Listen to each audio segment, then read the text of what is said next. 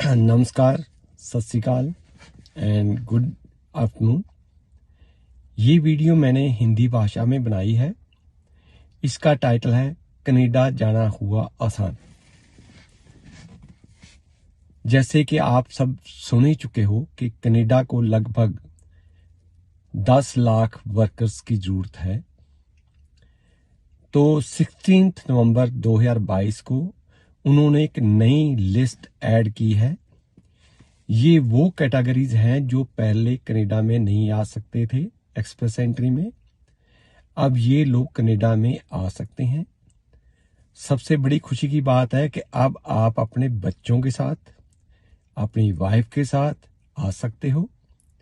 जब कनाडा में आप पीआर कार्ड मिल जाएगा, फिर आप अपने पेरेंट्स को भी बुला सकते हो विद सर्टन कंडीशंस। देखो, बहुत सारी सहूलतें कनाडा की सरकार ने लेकर आई है। जैसे ज़्यादा फ्लाइट्स कर दी गई हैं ताकि एयर टिकट सस्ती हो जाए। इंग्लिश के जो आपका एग्ज़ाम होता था, देखो ये जो काम करने के लिए आ रहे हो, ये स्टडी परमिट के लिए नहीं आ रहे हो। ये आप यहाँ पे डायरेक्ट एक्सप्रेस एंट्री में आते हो। जो मैं आपको कैटेगरी बताने जा रहा हूँ, आपके पास चाहे आइलेट, सेलपिप, कैल, टॉफल किसी भी एग्जाम में 5-6 बैंड होने चाहिए। यदि आपने सेंट्रल गवर्नमेंट, फेडरल गवर्नमेंट में देश के किसी भी कॉर्नर में आना है। यदि आपके बैंड 5 रह जाते हैं जनरल मॉड्यूल में, तो आपको किसी पर्टिकुलर प्रोविंस के पीएनपी प्रोग्राम में जाना पड़ेगा। मैं आपको ये 16 कैटेगरी हैं, ये नई कैटेगरी हैं, पहले कनाडा में नहीं थी, अब आई हैं। तो मैं 1 बाय 1 आपको बताऊंगा और इसकी एक्सप्लेनेशन जहां जरूरत पड़ेगी मैं आपको दूंगा। पेरोल एडमिनिस्ट्रेटर नंबर 1 है। बेसिकली जब कोई नया अकाउंटेंट बनता है, इसने करना क्या होता है कि अलग अलग वर्कर्स की या स्टाफ की तनख्वाह बनानी, ओवर टाइम का अरेंजमेंट करना, गवर्नमेंट के टैक्सेस गवर्नमेंट को पे करने, ये इसकी ड्यूटी होती है। फिर दूसरा है डेंटल असिस्टेंट और तीसरा है डेंटल लैब असिस्टेंट। जो डेंटल असिस्टेंट है और डेंटल लैब असिस्टेंट है, ये डेंटल डॉक्टर के पास काम करते हैं। देखो, जो तो फ्रंट ऑफिस रिसेप्शन पे बैठती है लड़की, उसको डेंटल असिस्टेंट कहा जाता है। और जो लड़की अंदर डॉक्टर की हेल्प करती है, नए दांत लगाने में, पुराने दांत निकालने में और फिलिंग करने में हेल्प करती है, उसको डेंटल लैब असिस्टेंट कहा जाता है।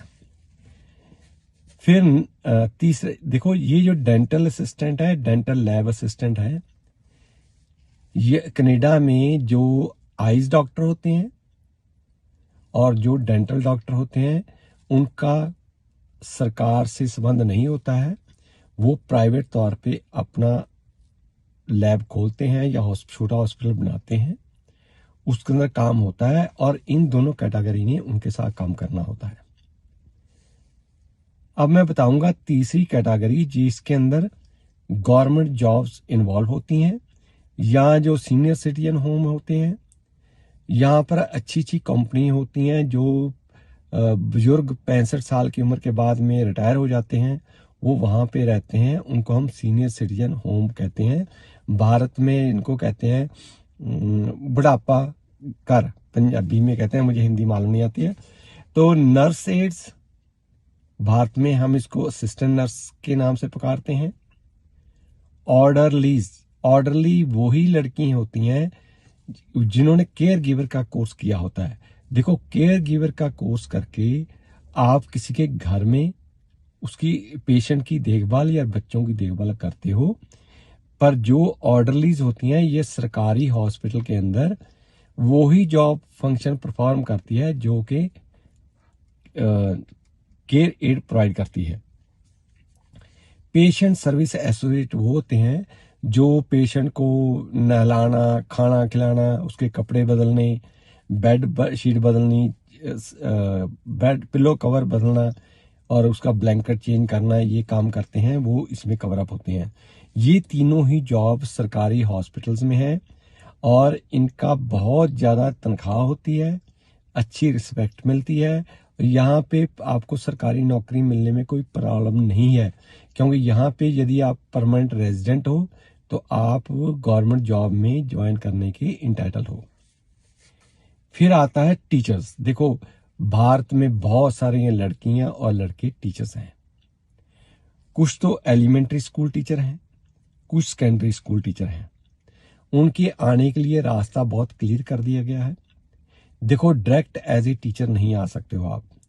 जब आप यहाँ पहुंचोगे तो पहले आपको असिस्टेंट के तौर पे काम करना होगा, फिर आप इनकी यूनियन के मेंबर बनोगे, इनका एग्जाम पास करोगे, फिर आप टीचर में प्रमोट हो सकते हो। कोई प्रॉब्लम नहीं है। यहाँ पे प्रमोशन के लिए चमचागिरी, मस्कागिरी, रिश्वत नहीं देनी पड़ती है। सब कुछ ऑटोमेटिक है, सिर्फ आपने एग्जाम पास करना है। फिर आता है शेरिफ्स एंड बेलिफ्स। ये वो होते हैं जो कोर्टों के अंदर काम करते हैं। Number 7, correctional service officers. ये वो होते हैं जो जेल के अंदर वार्डन्स होते हैं, जो जेल घरों के अंदर जो कैदी होते हैं उनकी देखभाल करते हैं। उनको करेक्शनल सर्विस ऑफिसर्स के नाम से पुकारा जाता है। Number 8, bylaw enforcement and other related officers. देखो, आपने देखा होगा भारत में म्युनिसिपल कमेटी में, कॉरपोरेशंस में, जैसे दिल्ली में है या बम्बे में है, पटियाला, जलंधर, लुधियाना में कॉरपोरेशंस हैं, उनके अंदर इंस्पेक्टर्स होते हैं और यहाँ पे इंस्पेक्टर्स को हम बाइला इन्फोर्समेंट कहते हैं। पर ये बात ध्यान में करके चलो कि कनाडा में ना रिश्वत है, ना हेराफेरी है, ना सिफारिश है। गलत काम करोगे, पकड़े जाओगे तो सजा डेफिनेटली हो जाएगी। स्वर्ग में आते आते जेल काटनी पड़ सकती है। So be little aware of it. फिर आता है नंबर 9, एस्थेटिशियन, जिसको भारत में कॉस्मेटोलॉजी कहते हैं या ब्यूटी पार्लर कहते हैं। चाहे आप अपना बिजनेस कर रहे हो, चाहे आप कहीं जॉब कर रहे हो, 2 साल का एक्सपीरियंस होना चाहिए, आप इस कैटेगरी में आ सकते हो। फिर आते हैं इलेक्ट्रोलॉजिस्ट। इलेक्ट्रोलॉजिस्ट वो होते हैं जो मशीन लेजर की हेल्प से आपके बाल निकालते हैं, लेडीज और जेंट्स के। फिर आता है residential and commercial installers and services. इसके अंदर जितने भी कंस्ट्रक्शन वर्कर हैं वो सभी इसके अंदर कैटेगरी में फॉल करते हैं। Pest controllers and fumigators. आप जानते ही हो कि भारत में बहुत सारे शहरों में शाम को मच्छर मारने के लिए या मच्छर को भगाने के लिए एक धुआं निकालने वाली मशीन घूमती रहती है, जो मोस्टली रेनी सीजन के अंदर होती है। इसके अलावा बहुत सारी कंपनी होती हैं जो नरमे और कपास के ऊपर या धान की खेती के ऊपर दवाई का छिड़काव करती हैं। ड्रमी पीछे कंधे पे रखी होती है और आगे पंप मारा जाता है तो वो स्प्रे किया जाता है। या जो लोग चूहे मारने वाली मशीनें लगाते हैं, उनको दवाई डालते हैं, वो इसमें इंक्लूड होते हैं। Other repairs and services. इसके अंदर तो जो भी आदमी रिपेयर में इंक्लूडेड है, जो आदमी घरों की कमर्शियल में या इंडस्ट्रियल में रिपेयर का काम करता है वो इसके अंदर आता है। इवन आप प्लम्बर ले लो, जो आपकी सिंक टूट जाए, टूटी खराब हो जाए, उसकी वाशर बदलता है, वो सभी इसके अंदर इंक्लूडेड है। फिर आता है ट्रांसपोर्ट ट्रक ड्राइवर्स। देखो, कनाडा में और भारत में क्या फर्क है। कनाडा में जो ट्रक का ड्राइवर का कैबिन होता है वो अलग होता है और पीछे वाला भाग अलग होता है। ड्राइवर ने सिर्फ क्या करना होता है कि जहां उसकी ड्यूटी लगी वो गया, उसने हाइड्रोलिक सिस्टम से पीछे उसको लोड किया, ट्रॉली को, ट्रेलर को, और वो ले गया। जहां उसकी ड्यूटी खत्म हुई, ट्राला उतार के छोड़ दिया, वो दूसरा आदमी ले जाएगा। तो ऐसे काम चलता है। तो यदि आपके पास ऐसा लाइसेंस है और आप प्रूव कर सकते हो कि मैंने भारत में हैवी ड्यूटी ट्रक चलाया है पर उसका कैबिन अलग था, पीछे वाला ट्राला अलग था, तो आप इस कैटेगरी में इंक्लूड होते हो। पर जो भी ड्राइवर दूसरी कंट्रीज में है, जैसे गल्फ कंट्रीज में है, वो सभी इसमें इंक्लूडेड होते हैं, आ सकते हैं। Number 14, bus drivers, Subway operators and other transit operators. देखो बस ड्राइवर से तो आप समझ गए कि मैं क्या कह रहा हूं, पर जो लेडीज और जेंट्स स्कूलों की बसें चलाते हैं भारत में, उसको ट्रांजिट ऑपरेटर्स के नाम से जाना जाता है। वो कनाडा में मिनी बस ऑपरेट कर सकते हैं। यदि आप उस कैटेगरी में फॉल करते हो तो आप भी कनाडा में इस कैटेगरी में आ सकते हो। हैवी इक्विपमेंट ऑपरेटर्स, देखो जो भी आर्मी के अंदर टैंक चलाते हैं, जो भी नई सड़कों के निर्माण में हैवी इक्विपमेंट चलाते हैं, जैसे वो हाइड्रा मशीन होती है, फिर वो दबाने वाला, फिर या रोड रोल होता है, और उनको जो ऑपरेट करते हैं वो, और या जो क्रेन ऑपरेटर हैं वो भी इसके अंदर फॉल करते हैं। फिर आता है aircraft assemblers and aircraft assembly inspectors. ये भारतीय एयरफोर्स या हैवी HAL, जहां हवाई जहाज बनते हैं भारत में, या जिन्होंने अलग अलग एयरलाइंस के हैंगर्स में काम किया हुआ है, वो इसके अंदर इंक्लूड होते हैं। देखो अब नए सिस्टम के अंदर कनाडा आना बहुत आसान है। चाहिए क्या? 5 चीजें। नंबर 1, इंग्लिश भाषा की जानकारी, जो आप 5 एग्जाम में कोई भी एग्जाम पास कर सकते हो। आइलेट जनरल, टॉफल, PT, सेलपिप, कैल, कोई भी एग्जाम की जनरल मॉड्यूल आप पास कर सकते हो। 6 बैंड लोगे तो कनाडा के किसी भी भाग में जा सकते हो। 5 बैंड लोगे तो आपकी फाइल पर्टिकुलर किसी स्टेट के PNP प्रोग्राम में लगानी पड़ेगी। दूसरा है कि आपके पास सर्टिफिकेट होना चाहिए, चाहे 1 साल का सर्टिफिकेट हो, चाहे 2 साल का सर्टिफिकेट हो, चाहे डिप्लोमा किया है, चाहे आपने डिग्री की है। तीसरा क्या है कि आपके पास उम्र आपकी 18 साल से ऊपर होना चाहिए, तनख्वाह आपकी बैंक में आनी चाहिए, और आपने इनकम टैक्स की रिटर्न फाइल की होनी चाहिए। पुलिस रिपोर्ट आपकी सही होनी चाहिए, मेडिकल में फेल नहीं होना चाहिए। तो आप कनाडा में बहुत आसानी से बिना हेराफेरी, बिना रिश्वत दिए और फ्री में कनाडा में आ सकते हो।